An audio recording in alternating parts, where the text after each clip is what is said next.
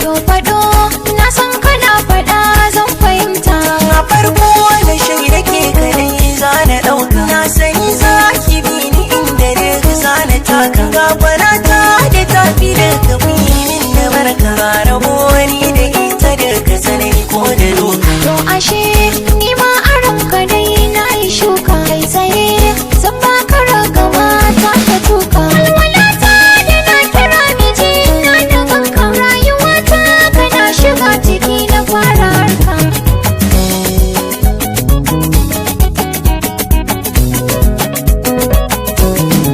Halbishir zan gare ki sai ki yi min tukwici. Zuciya da na saka ciki yake kaɗai ci. Ba da jin ko da ɗai gurbin ki wata za ta baci. Inda dai kin kula ni sanda san kirai ya sarki. To mazo wurin da ke a hannuna da baka alkawar dai dukan ɗawainiyar ka za na ɗauka. Wanda yake ka dole za na yi masa doka. Wanda ta saka kuma rayuwar ka za na ɗauka.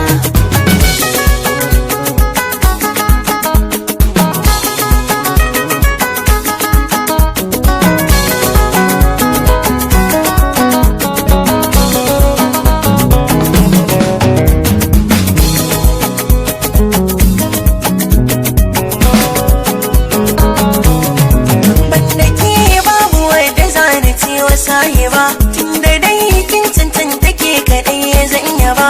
Na sani za ki hau da ni matakin gaba.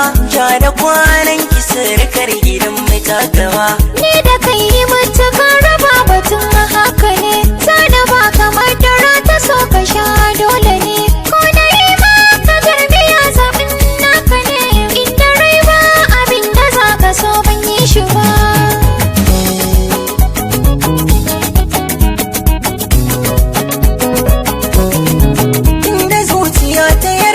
Kaɗai ki zanari ba jira duk wata hanyar mallakar ki zanari. Duk garin mu an sani ne da san ki zalili. Karkici a ko a ba zan so haka ba. Na ji daɗi wanda zuci ta yi waso yana sane. Babu laifi don gaban ka dai rawa a bayyane. Ni da kai make gani to yin rufe idan sane. Mai hana da mallakar ka duniya ba ita ba.